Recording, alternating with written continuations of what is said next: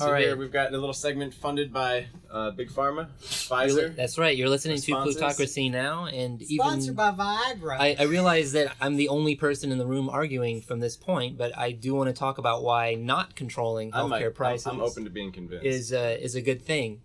So here's the big question: what do George Soros, Michael Milken, and David Bonderman have in common? Who They're are all the white. people besides I don't know. George Soros? They are rich, powerful investors, and in a time of weak returns in Wall Street, they are among the investors benefiting from investments in young, hot companies that fight cancer through I can never say this right. Immunotherapy? Yes. Yeah. Well, Pollen. in the big Yeah. the big picture, we all know that American healthcare prices and American pharmaceutical prices are way higher than anywhere else in the developed world. In the world. In the world, exactly. and also in the big picture of things, I'm a believer that the world is overpopulated. I'm also Oh God, where is this going? Inflation. Oh God. I'm also gonna say that Why don't you just let the people die? Start all this medicine stuff. And I will say that some people who get diagnosed with a terminal cancer go run and get chemotherapy drugs and have a horrible quality of life. If you actually look at what physicians do when physicians get diagnosed with terminal illnesses, they use chemotherapy and that kind of stuff much less aggressively than the general population does, because they know how the bad population that is stuff afraid of death. Exactly. And physicians understand the limits of medicine and quality of life better than the general population. So when you're investing in all these cancer companies, you're throwing a bunch of money. And you're throwing a bunch of money at a political and economic system that's corrupt. And what you're doing is you're saying, I want more money back out of this money than I put in. And what that does, in my mind, is in the big picture of things, I get scared when I hear about all these people putting money in this stuff, because I'm like, I don't really think that it's going to give us that much more quality of life. Yeah, you might live 2 months longer with this terminal cancer, but your life is still going to suck. All right, can I Wait, can I the clear thing up is, a misconception though that coming sure. out of, because a lot of what you were saying is right, but the drugs that I'm talking about right now, which by the way, 5 out of the top 10 prospects for 2015 according to S&P are going to be immunotherapy drugs. But here's the thing: the 2 of the drugs that just went through tests, while a few side effects do exist, the results are dramatic, and this is in leukemia and blood cancers. And as our understanding of these cancers are expanding, and our understanding of biological systems are transforming, so is our ability. I mean, there's a huge race now in big pharma to essentially to cure cancer using there's these no drugs. incentive. There's no incentive to cure cancer. There absolutely is. That's like Newport trying to invest money and to get people to quit But no, smoking. but that's I think that's the core issue. Because we do not control prices, there is an incentive for big pharma to cure cancer. There is no incentive. You talk Explain about, that, you talk about the please. war. You talk about the war on cancer. This is the thing. At the same time that we're talking about, we're going to have this war on cancer, and we're spending all this money and funding all these fundraisers and everything else. We're not doing anything about the environmental policies and otherwise that cause toxins to be introduced into our environment that does cause cancer. Right. We're not looking at the causes of it. Even other diseases, you could look at like HIV that's oftentimes spread by dirty needles, for example. Are we promoting needle exchange programs to try to prevent the spread of HIV in the first place? Or are we just saying, let's spend a lot of money on some expensive drugs who with HIV can buy them? Yeah. You know, and they found a way to make money off of curing HIV. There's not an incentive to make people better. It's just to keep them. I just want to point out, we've never cured a virus. HIV is a virus, and we've never cured a virus. But so it's not that they don't want to. We've just never done that. I'm talking about things. Even like polio. The HIV mutates too rapidly for an effective vaccine to work. Actually, they have medication right now that homosexual men are taking prior to getting infected that prevents them from catching it. But it's not an actual vaccine. It's preventative. It's preventative. It's not the way that the vaccine it eradicates the disease. What I'm saying is this: is that with the first step to war on any cancer or public health problems or whatever it may be needs to be on the prevention end first. Right. Let's look at what's causing this, be it diet, lifestyle, environment, toxins, whatever it may be. and let's focus on that. Then when the people that do get sick, you do everything you can to make sure their treatment is not only high quality, but also ends their problem as soon as possible. And there's no incentive for that. There absolutely is incentive. There's incentive. I'm to have pleased. I mean, have you ever had somebody close to you have to deal with these issues? I mean, I absolutely have. Please this is the reason that I'm so concerned about these issues. I'll give you an example. Biogen just completed a phase 1 trial with the most promising results we've ever seen in slowing down Alzheimer's. Now, Biogen up until now has been best known for its multiple sclerosis drugs, but its sales may soon be crushed by ISIS Pharmaceuticals, which is because they're making a highly promising gene silencing. Hold on. You're telling me ISIS is doing some great science? ISIS Pharmaceuticals is based in California, and they have highly promising gene silencing treatments for multiple sclerosis. So if they succeed, if ISIS succeeds, then Biogen is not it's going to not be able to sell its multiple sclerosis drugs anymore because its multiple sclerosis drugs are nowhere near as effective. Look at these names. So you got ISIS and Biogen create the dinosaurs from Jurassic Park. Yeah. and ISIS. They got 2 supervillains.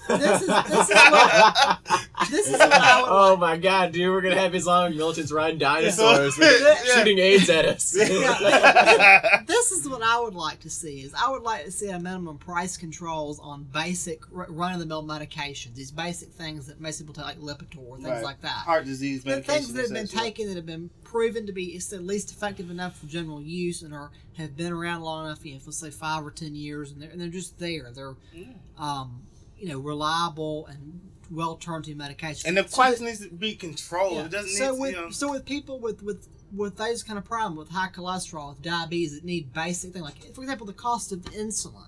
They talk about insulin in the United States costs about 100 times more than it does in other countries. Insulin has been around forever. It's not a newfangled innovation or some massive drug breakthrough. It's insulin. And it's been proven to work for people with diabetes. It does help them manage their condition and maintain quality of life.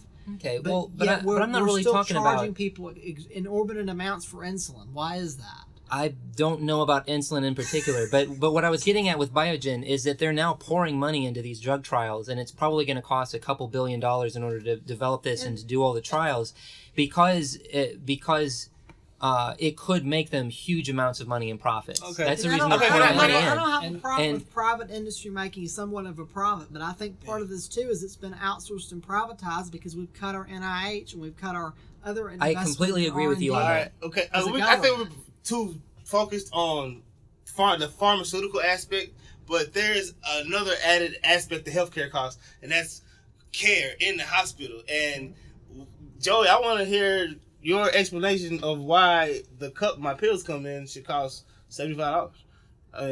I'm not saying that should be the case, but I think that people who point to that and because the pills are worthless essentially. It's like maybe it's not even $1 in terms of what they should. It's like aspirin, right? It's like a cup with aspirin, and they charge you $70. And I think that it's messed up. But the point that I want to make is that if we do control that cost, or we say that you can't do outrageous things like that, the hospital will simply increase prices elsewhere.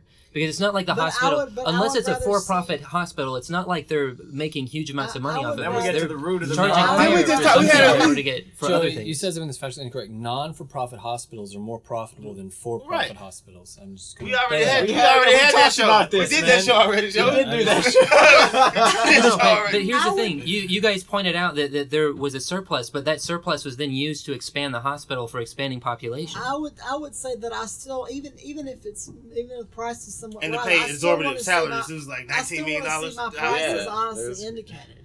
And again, I think if you standardize, the same thing with pharmaceuticals, if you standardize in terms of care and operations and things like that are very normal and common, if you price control that, so that things like heart surgery, mammograms, colon cancer, things like that, these basic procedures, basic surgeries that people have to have oftentimes, a stent, those kind of things. Yeah. If you price control that so that it's not gouged in some hospitals and some communities compared to others. I completely disagree. You gotta look at it. Okay, when you get into a car accident and you need repairs on your car, you have an adjuster come out and adjust and actually find out what is it going to cost to fix the car. They don't have anything like that. Rides. I know that you guys mean really well, but here's my basic problem right now that I have with your proposals.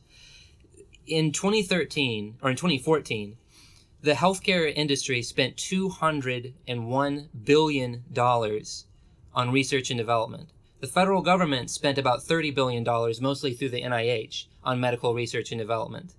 If we reduce medical costs and we control healthcare prices, how will healthcare companies be able to pay for the $201.3 billion? We have to rebalance. Well, then people can pay their taxes, and then we can spend that money to research and develop. We have to rebalance the economy, and we have to rebalance how we do things. Yeah, that money will go back into the economy. Because you talk about those pharmaceutical companies, I guarantee the biggest ones like your Pfizer's, your Merck's, companies like that. Look at how much they actually pay in taxes. How much do you think GlaxoSmithKline pays in tax? Companies like that. So if you want to talk about their R&D profit. Now, how about we get them to start paying some taxes in the other multinational corporations? I think you guys are still focusing on the wrong things. If we want to reduce healthcare costs, perhaps the government should spend more money on medical research, which would make breakthroughs public property, kind of like the cure to polio.